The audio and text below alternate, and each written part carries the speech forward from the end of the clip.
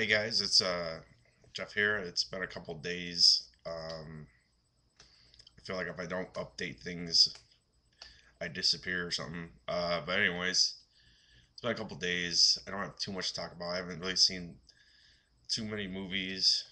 I saw The Road, but I did a review for that. I just wanted to update my YouTube channel with some random vlogging bullshit, which I've been informed it's not vlog, it's vlog. Somebody I watch on YouTube says vlog, and I've been corrected, and I'm not above, you know, being corrected and saying I'm an idiot. I kind of like vlog, but I'm not going to stick with it just because it's vlogging, I guess. Or maybe if it's a matter of preference, let me know. If it is, maybe I'll go back to vlogging. Whatever, it's all the same anyways. This is already turning out to be really boring, but I don't know, just a couple things. It's much the same like with me doing this video as me with my writing. It's like I'm just like dying to do something, but nothing will come out.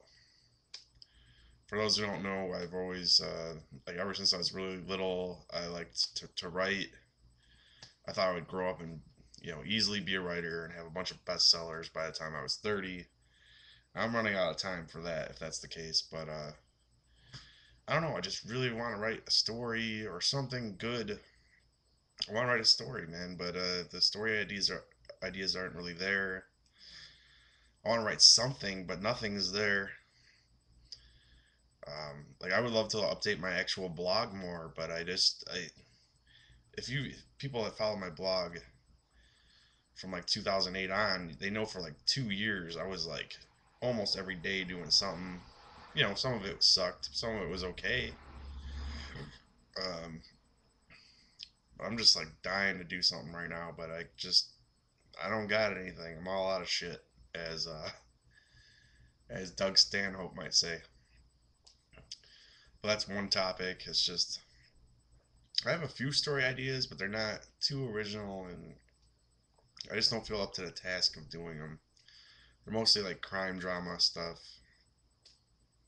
I could go into the details of it, but maybe I'll do like another vlog sometime in the future about my writing and where I stand with that. But real quickly, the last I think good short story I wrote was a couple years ago at least. I would say 2007, 2006. It was about a guy who his wife buys him a device that interacts with his dreams, where you could like load up scenarios and dream about them, and then they release like an online an online service for it where you could meet other people in their dreams in like this centralized dream town. It was I think this story it was originally called Dreamweavers, and then I changed it eventually to Strangers in Dreamtown just because I liked that more. Even though Dreamweavers was probably more direct. But anyways, he starts cheating on his wife in his dreams, and then the end of the short story, his wife finds him in his dreams and she attacks him. And he wakes up and he sees she's wearing one of the Dreamweaver things on her hair. And I just always thought that was a really good story. Like even if I hadn't written it, I thought it was a pretty cool story. I think it could be expanded upon, and maybe I might return to it in the future to not only rewrite the short story version, but to write a full story out of it. But I just feel like I really want to do that, but like I feel like that ground has been covered now. I haven't seen Inception yet, but I really feel like they stole my thunder with the whole dream thing. But enough about my writing. No one cares about that. It's just me feeling sorry for myself and shit. But what have I been up to? Sons of Anarchy. You saw I did a review of season one of Sons of Anarchy. I've finished seasons two, and I'm caught up now. Like I am up to date. I'm on season three. I've watched the first episode. I'll be watching the second episode this Tuesday with everybody else. That show continues to be excellent. I won't put it quite up there with Breaking Bad or The Shield, but I mean, as far as what's like on TV right now, you can't do better for a crime drama. It's in good hands. Kurt Sutter is very good at what he does. There's a new show that's supposedly made by Sean Ryan, I think. I'll have to look at the credits. That's what they advertise it as. It's called Terriers, starring Donald Logue. On FX also. I have it on my DVR. I'll give it a shot eventually. But it's a show about, it's like a comedy drama about some private investigators. Um, I like that. I like that idea, and just knowing that it's by the guy that did The Shield. If that's the case, that's pretty awesome. It might be worth checking out. But if you need some Shield fix or something that fills that Shield-sized hole in your heart, and you're already caught up on Breaking Bad, give Sons of Anarchy a shot. Trust me on this. Sons of Anarchy is very good. And speaking of very good television, Mad Men continues to be really good this season. I think it's their best season.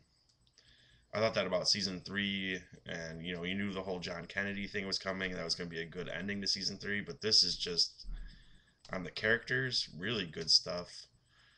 I know I've said it's a slow show, and it is, but it sucks you in big time. And each episode, like the last couple of episodes, have been really great, really good character stuff. And I mean, I don't know. I just the show, yes, it's slow, but it's like fine wine. If you stick with it, it's fine wine with a book in your hand.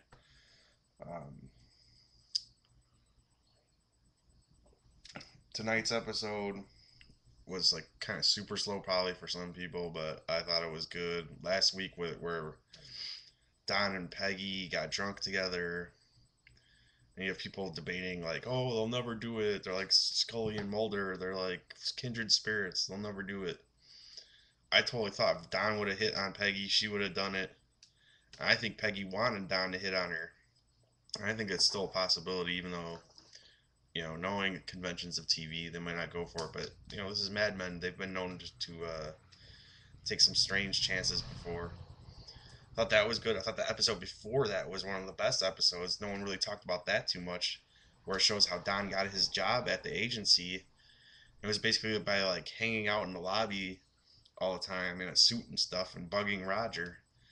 And he finally talked Roger into going out to lunch, and they got drunk. And then Don shows up the next day, and he's like, Roger's like, "What are you doing here?" He's like, "You said welcome aboard." And Roger was a drunk. He didn't remember saying that. He didn't say that. That's how Don got the job. That was pretty cool. So Mad Men continues to be very excellent. It's a hard show to like easily recommend to somebody because there's not a lot of big payoffs or action in it, but it's just good, really good writing week to week, and a really strong central character, and even a very strong side character in Peggy. She sometimes steals the show, like she did last week. But enough about Mad Men. If you haven't gotten into that yet, it's really hard to just say jump right in. But if you do, your patience will be rewarded. It will grow on you.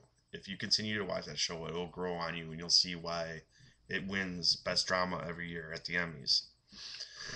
Even though I think Breaking Bad is ultimately the better drama because it has more entertainment value in it.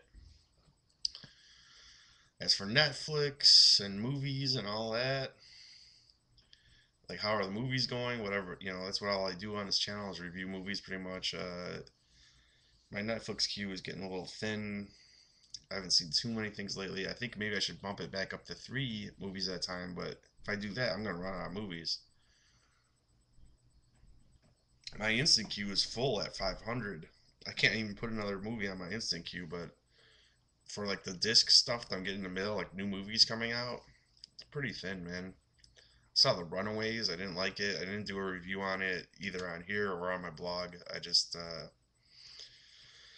don't go for biopics, and this was a really trashy biopic that slutted out Kristen Stewart and Dakota Fanning. I don't dig these types of movies, and I thought it was in poor taste.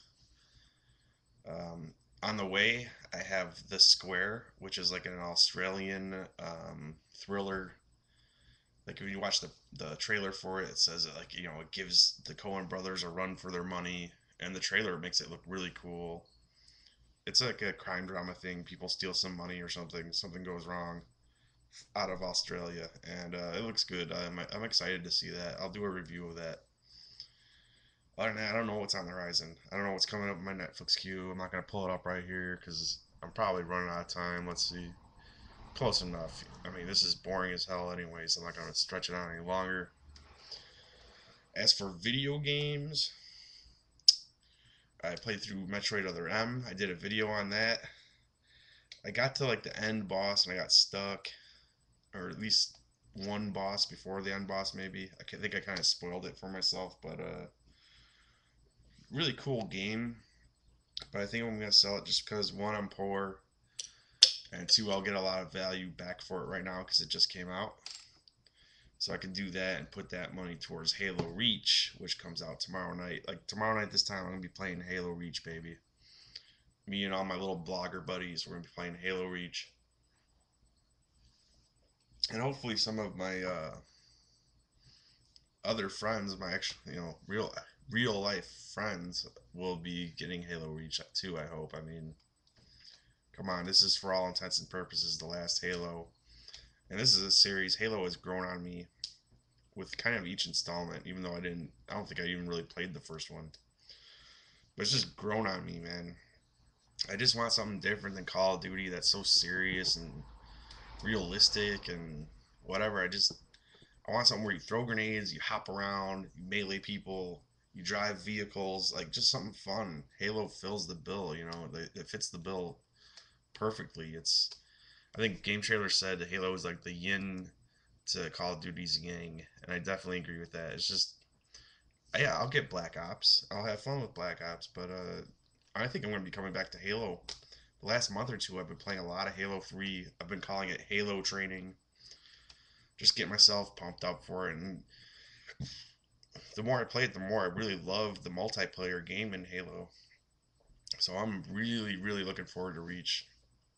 It's like up there. It's like my most anticipated games of the year, probably Halo Reach, Dead Rising 2, Need for Speed Hot Pursuit, and Epic Mickey. And you got Halo Reach and Dead Rising 2 coming in the next couple weeks. So I'm a very, very happy boy on the video game front. I can't wait for Halo Reach. Maybe I'll do some impressions of it on here or whatever, but basically, I know what my impressions are going to be. It's awesome.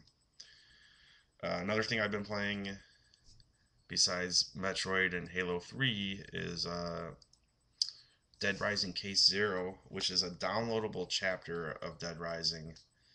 It's kind of its own self contained little mini Dead Rising game, but it has all the elements of Dead Rising in it.